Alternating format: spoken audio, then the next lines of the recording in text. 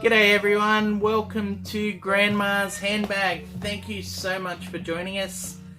I have another contest entry. DJ Highnoon, Tim. This is for your easy as 1, 2, 3 contest. Love it. Love your channel, Tim. Only fairly new to it, but I'm very glad I've stumbled across it. I think just when you got up around the 100 and you flagged that you were looking at doing a contest. Really been enjoying your channel. Very, very wide and deep knowledge. And not only that, I feel like I've only sort of found the tip of the iceberg on what your specialty is. Now, DJ Highnoon, I think is Tim's channel name is a portmanteau of DJ Shadow and DJ Shadow's track Highnoon. And yeah, what drew me in actually was one of Tim's contest entries recently for the one I've just done for the Vinylverse, Bill at the Vinylverse. We're going live, and Tim just put in an incredible depiction of a I'm gonna say DJ Shadow and Cut Chemist live concert. Anyway, absolutely riveting.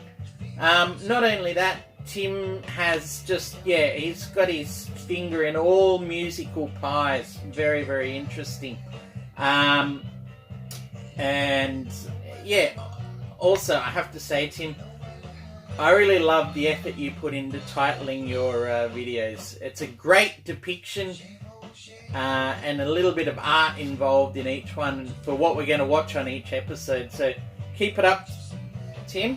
And everyone, you know the deal. If you're not subscribed, have a look. I'm sure you're going to enjoy something there. A lot of personality from Tim on his channel. Excellent stuff, Tim. We are drinking because it's a contest entry, and I'll show you what we're drinking in a second.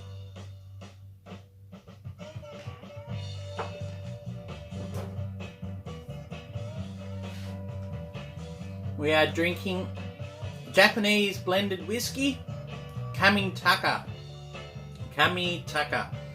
40.3% alcohol, and yeah, look, it's been growing on me a little bit.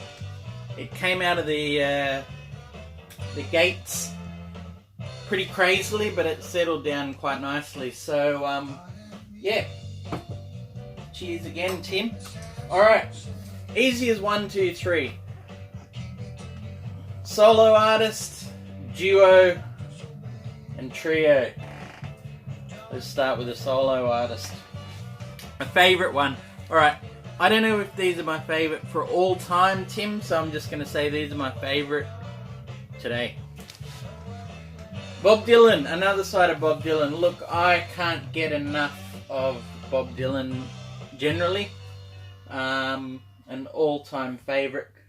But I chose this album because I think it is one of the strictest, and I don't have his debut, one of the strictest representations of what you say when you say a solo album.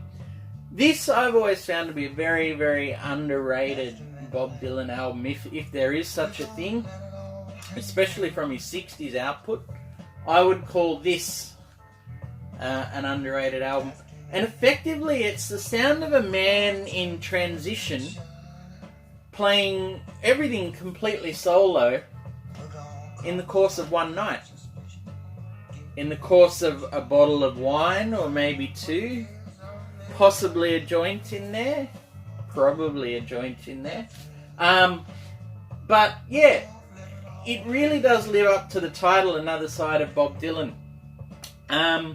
You can hear him feeling out on where to go next. I mean, you're going to get your classic songs like Chimes of Freedom and My Back Pages, those sorts of torch songs that Dylan was so good at writing at that point.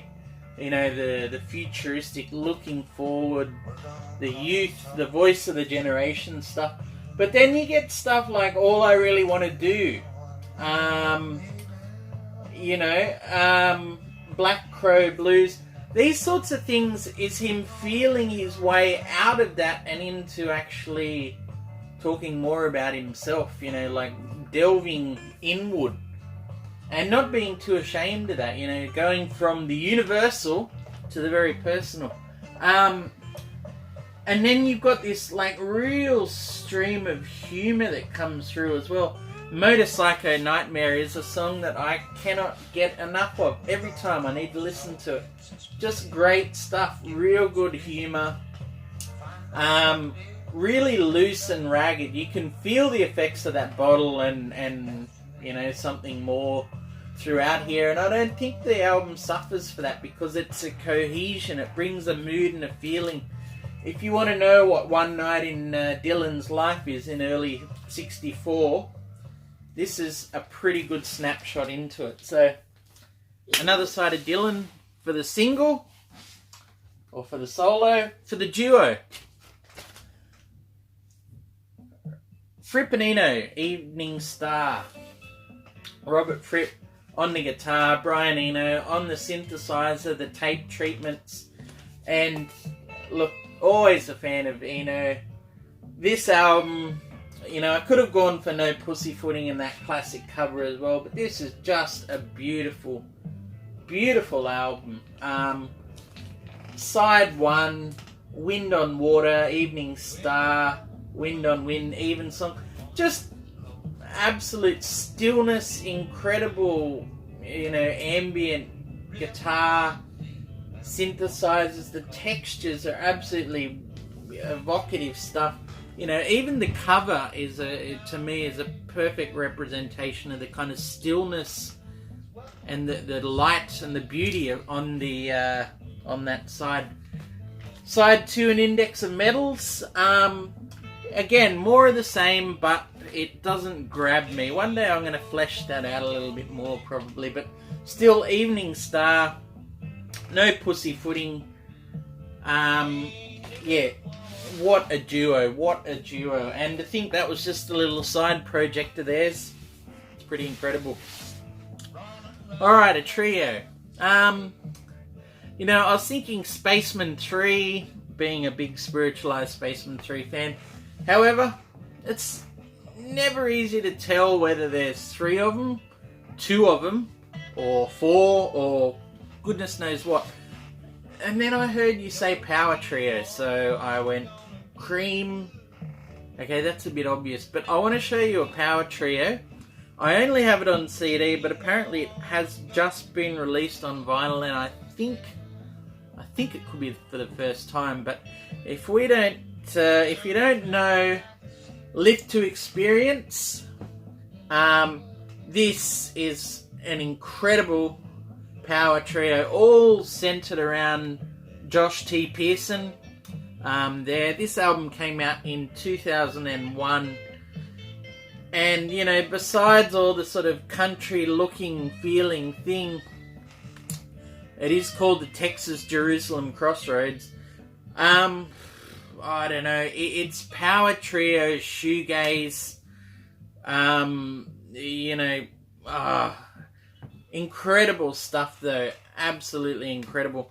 There's a very interesting conceit on this album as well, and if I read it to you here, we have a little blurb that kind of gives you the concept, if you want to call it that. This is the story of 3 Texas boys busy minding their own business when the angel of the Lord appeared unto them, saying, "What do you expect?" I'm just cutting this down a fraction. "What do you expect when the Lord calls on the crippled, deaf and blind to lead the children of Israel into the promised land?" Children of Israel, we asked? Don't you boys know nothing? The USA is the center of Jerusalem. I hear the train coming. Now, this album came out a matter of months before September 11. This album was front and center in my consciousness from about August 2001 for months. It is apocalyptic, intense, angelic, soaring. It's a whole lot, honestly. It's indelibly linked with 9/11 for me, and It really is just a quiet, or a very loud, quiet classic of its genre.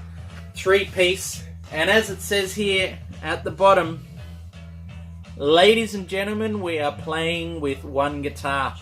So, classic 3-piece power trio: guitar, bass, drums. Easy as 1, 2, 3. Alright. I'm going to be sitting back here with your drink, Tim. Thank you again for your great channel and for this contest. JJ Kale and I will be sipping with you, and don't worry, I'll help you. I'll help you on that one if you need any help. In the meantime, everyone, cheers. Thank you all for checking in, and I'll speak to you all very soon.